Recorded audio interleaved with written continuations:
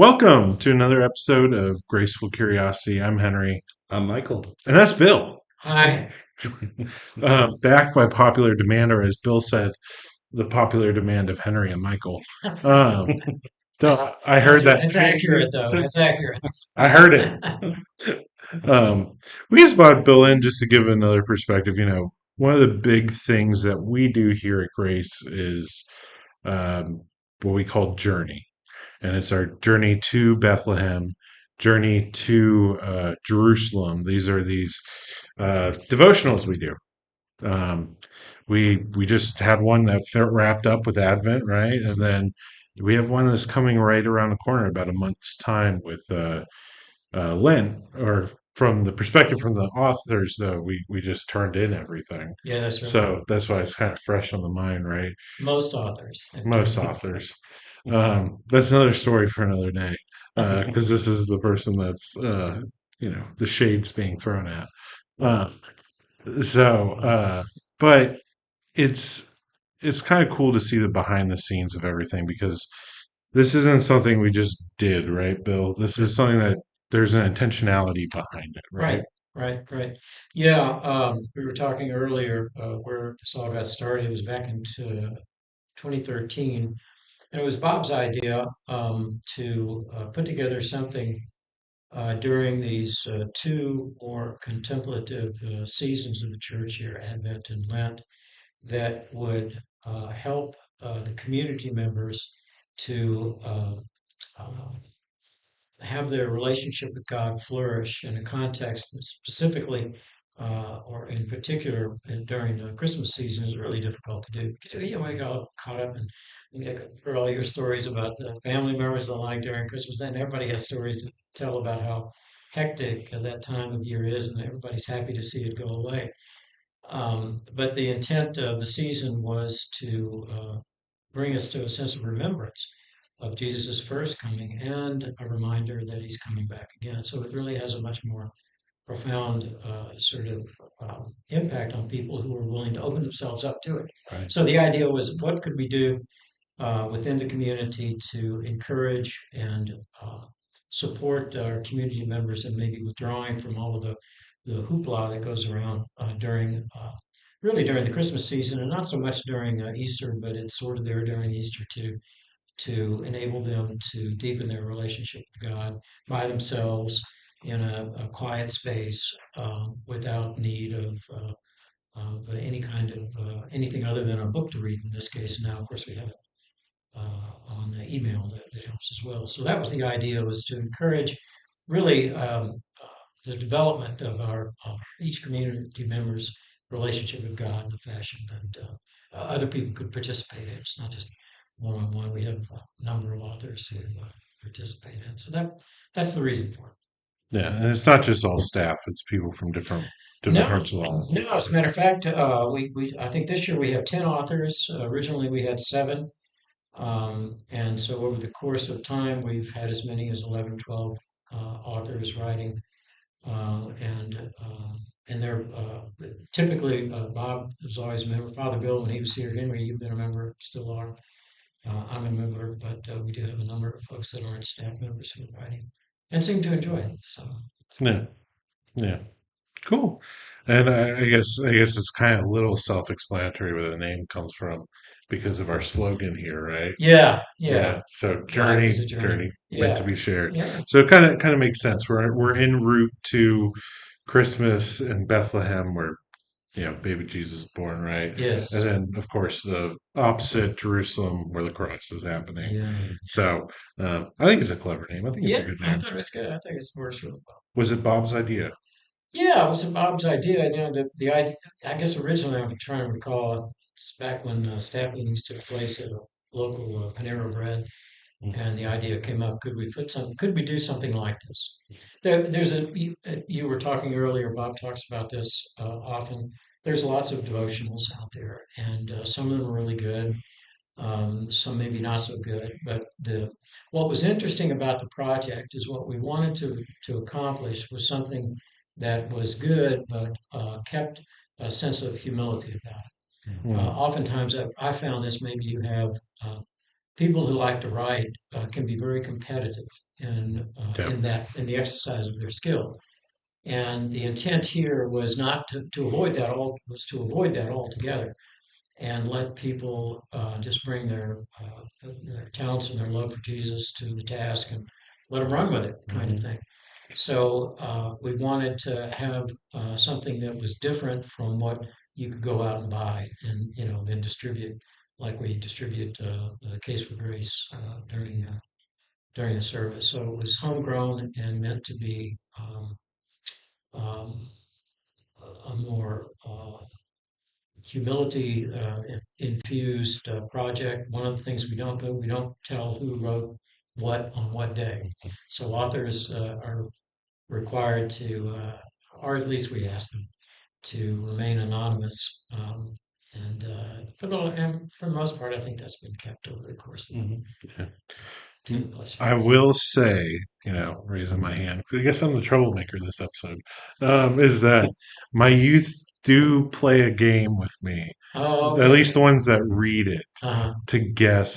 I tell them they have to go through, they can't make the guess until like they've gone through one full week.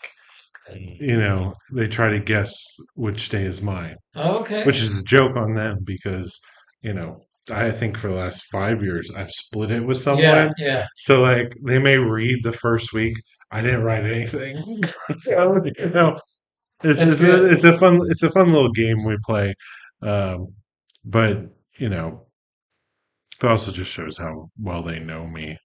Well, Yeah. that's encouraging, actually. That's what we want to do is, even if somebody's reading it for a different intent, there's always the opportunity that some the words can grab them, and maybe move them out of whatever train of thought they might be in, and Mhm. invite them into a closer examination of this time of year and what occurred during this time of year and what we Yeah. celebrate and recall.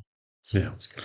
Yeah, I will say it's not out of they just do it as the students that are reading it are actually reading it to read it, but they play this game as well Oh, that's to cool. see who can Very guess, cool. you know, It's creative. which day, Mhm. I'm doing. So, they're playing, being Sherlock Holmes or something like that, Yeah, yeah, yeah, while they're doing it. So, yeah, yeah.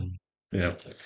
Um, so another thing is that like well, Bill, you don't write as often anymore, but Michael and I are writers now. But you've written so many of these things. Yes.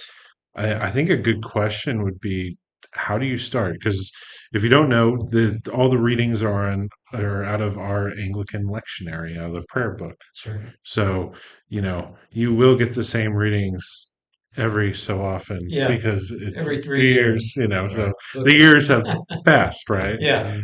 But so what's the starting process? Because once you get the verse, what's the first thing y'all do when you write this? What's the writing process like? Well, Michael, you're an author. Mhm. What's the first thing you do when you Yeah, I think at least my method is to kind of um, give the text a reading and just kind of sit with it, meditate on it, and then I usually try to draw out some key themes, a very sort of inductive way of, yeah. reading scripture.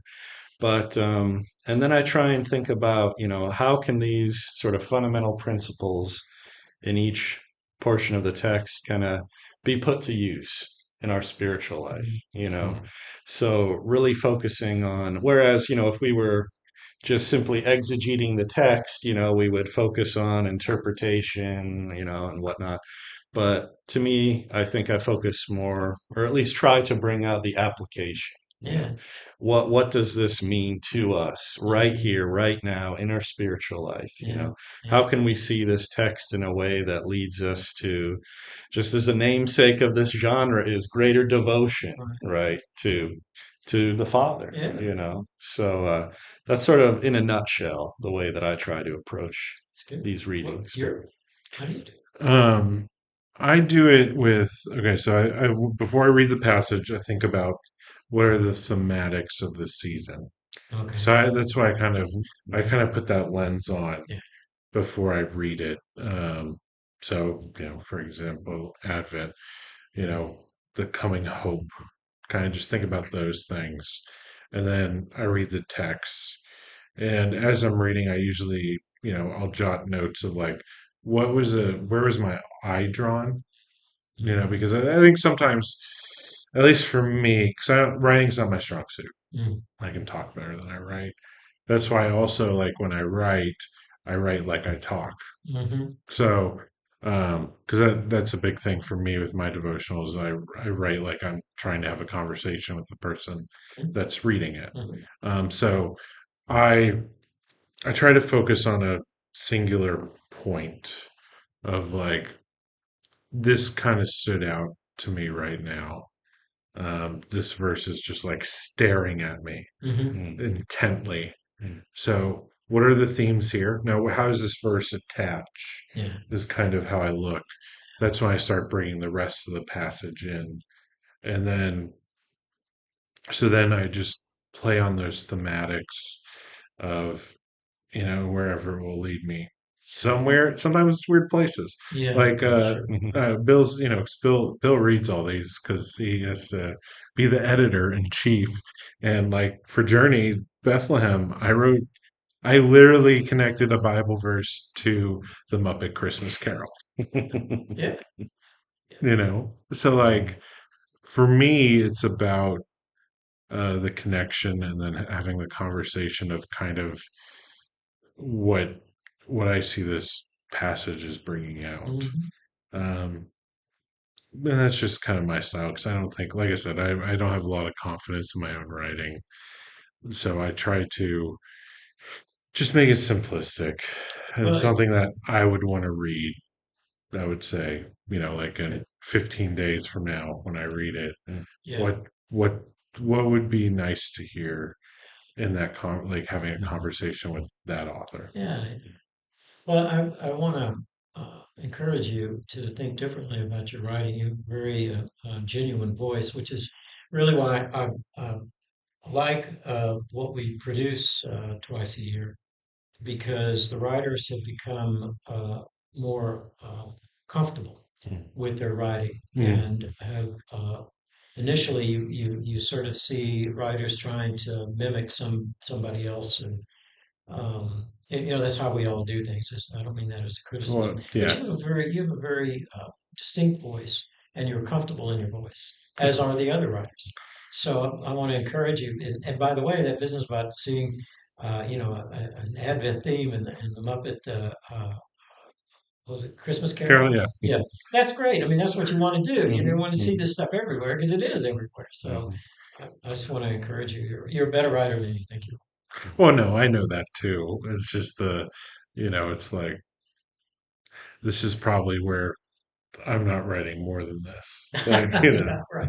like No, this is where my do you limitation. find it hard though to restrict yourself? Some I get some submissions that are twice the length. And by the way, the length is 300 words that mhm.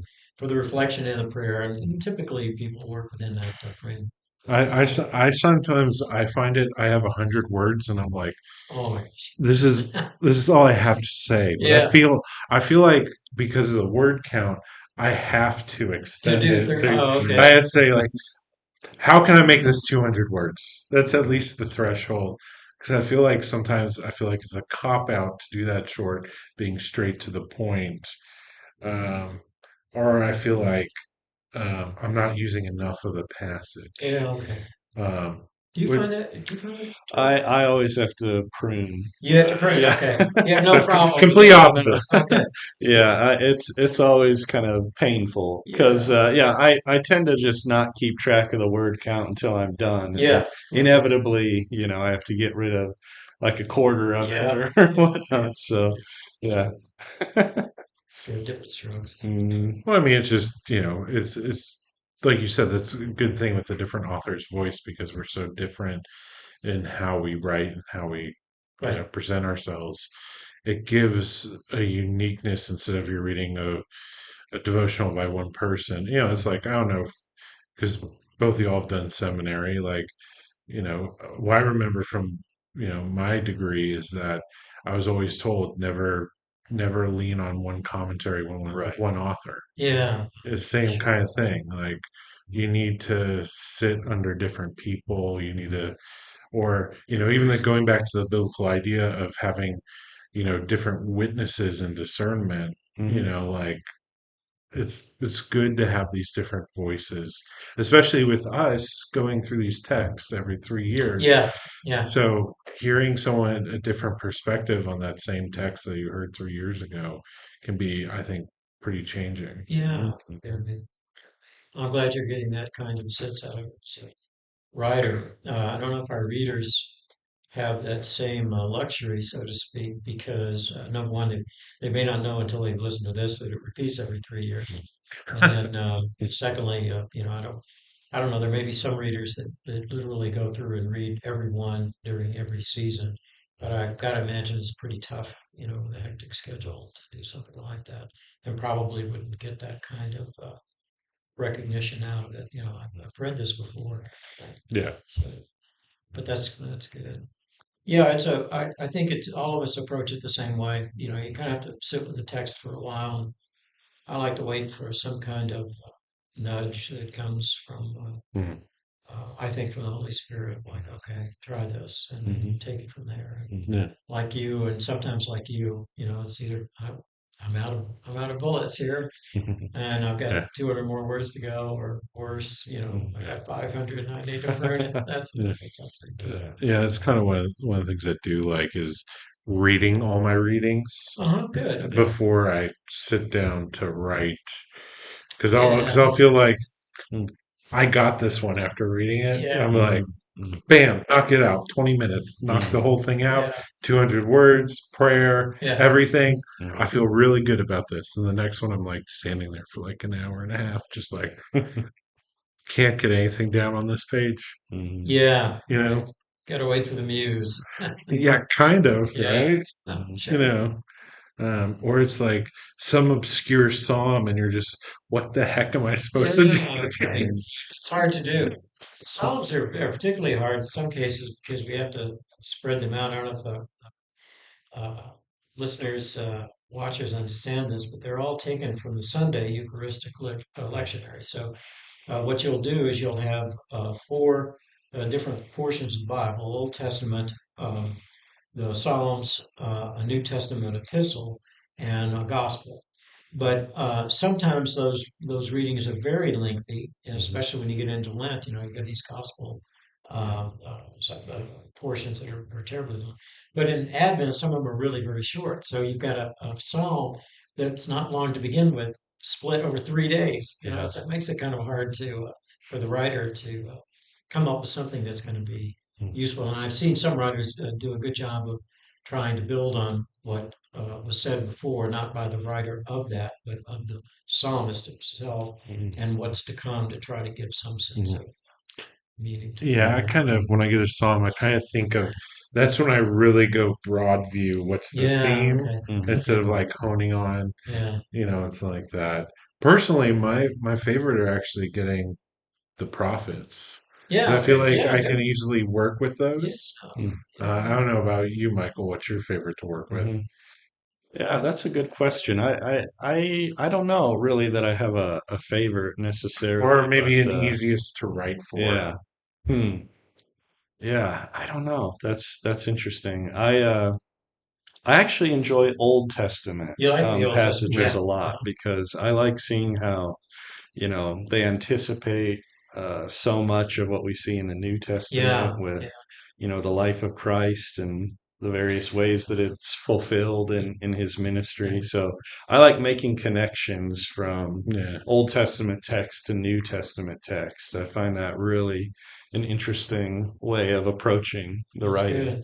It's good. It's probably Mhm. helpful for our readers Mhm. as well. I did want to say one thing, for Henry. I don't know if you were thinking about doing this, but because we distribute the material, I guess on three different platforms now, is written, the booklet like you had, the emails that come to any member of the community, and we've got some people that were members that are gone that still receive it, and some people who know somebody who Know liked what they've somebody. read and Yeah. gotten on. So it's a fairly lengthy list of Mhm. recipients. And then we have the website that you can go to. But what's nice about the email distribution is I can go back and look and see on any particular day, how many people have opened up the email, and in particular, how many times they've opened it up. And you know that a writer has hit the mark with a particular reader when they open it 4 or 5, 6, 7, sometimes many as over 10 times a day Mm. at different times during the day. Wow. Now, granted, in some cases, it could be, well, they have faulty internet connection or something like that may drive that number. But in those instances where it's over the course of the day, the writer has really hit a chord with the reader, and the reader keeps coming back to it Mm. to well, I'm not sure what. Maybe read through it again, get that same sense that they got, explore it a little bit more. I'm not really sure what drives it, but every so often you'll see one of the writers eliciting that kind of response, and it's always, for me personally, gratifying to know that the journeys really are touching community members Yeah. in a very intimate way. So, Hmm. Mm. yeah, yeah. Yeah. So, one of the big things though is you're not a writer anymore. Do you miss that at all? Well, actually, I am writing this Oh, time. you are. Yes, I I didn't am. know I that. split it and play the same game. You'll have to figure. Well, you probably know. I think I sent that all around. But no, I am. I'm sharing the workload now. What I do originally, we had to scramble to find 7 writers because we got 7 days. Now we have 10. I think this time. I think it's 10. So what that means is somebody gets to share the workload and have a bit less. So I'm sharing with another writer this time. Last time I didn't, though. Last year I did, and I missed it because I enjoy this. I like the challenge of it. I like what probably like both of you. This is a very you could be a consumer of this information and be touched by it. But if you're a generator of it in some capacity, the chance is even higher that something's gonna channel through that makes it worthwhile. So if you're not writing, you don't get that experience. Instead, you move back to the consumer experience, which I'm not trying to diminish, but there's something about participating in this, Yeah. letting God use your voice. And again, I want to emphasize that we're all amateurs at this, so you don't find a lot of what would you call it, puffery to Yeah. what's being written. It's very genuine and heartfelt, and I think extremely to the point. But if you're not generating that, you miss it. I miss it. Mm. You don't have the workload to worry about, so you got so many other things to do. But still, Yeah. I usually have a debate before every fall when you send out the email. whether you're going to Dude do it or not, writing, yeah, sure. and I can I, understand that. And again, I want to not only congratulate you both and the other writers who may be seeing this, but to thank you again because this can be very hard to do. The 300 word limit and the blank page. You can't think of anything to say. It can be sort of frightening, especially if you're under a deadline. You got to get it in by a certain time well, it's also you forget it till the week of it of being the week, right? due. Yeah, You know. yeah. But my desire is that the genuineness of the product is evident to our readers in some capacity. And I have read other. I used to write for Trinity's, uh, and there's some great writers in there, but it's all you know up in a cloud kind of experience, whereas our writers are much more accustomed, and I think rightfully so, in dealing with this material in day-to-day life, as opposed to trying to build something up. They see what they see in the Muppet Christmas Carol, Yeah. which and you guys know this personally. I think the Lord really is right at your hand, right there next to you. You Mm. just got to remember to look for Him. Mm. Mm. Yeah. Well, I do think it's a really good tool, and I agree with pretty much everything you're saying about it being about you know, not. I think it does a lot not to have the author's name on the page. I think Yeah, it does a lot just having us amateurs. yeah. You know, um, I think it's a beautiful thing that I think I've benefited from many years. Even, weirdly, I think I usually benefit from my own the most Well, because good. I Good. kind of see it as God wanted to tell me something on that Yeah, day, yeah, in yeah. 4 weeks, but So I think it is a good service, and I've never heard anyone say anything bad about it. Oh, that's good. That's You good. know, um, We have people on the email. You don't know about the booklet, but on the email, we do have people who kind of come and go. And and I always wonder what causes people, well, there's a zillion reasons. They're busy. They move on to another community and they no longer, want to be a part of that community. There's all sorts of reasons for that. But no one's, I've never gotten an active complaint either. It's more questions about who wrote that. I yeah, can't tell you. trying to guess. Yeah. Yeah.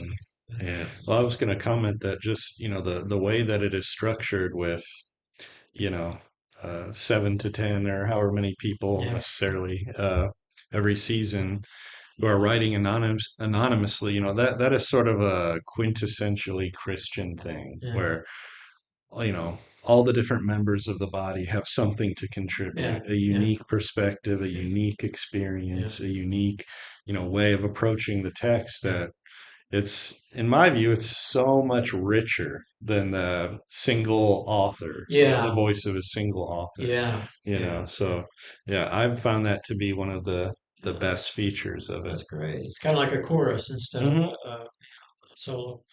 Right. Yeah, I think I get the luxury because I have to read through all of them in order to Mhm. get the final product put together. Mhm. So um, I give it once over and then read them as I can during the season when it comes via email. But I do get a chance to read through the whole thing. So you get to me, that sense of chorus really Mm. comes out Yeah. because even though I know who the writers are, it blends all together. There's a harmony in the writing, I find, that is really a very pleasurable thing to Mm. experience. So, Yeah. yeah, Mm. well, I think that's a good note to stop on. sounds good to me. Well, thank you, Bill, for coming out. I think Sure. I hope this gives you all that like this isn't something we just do.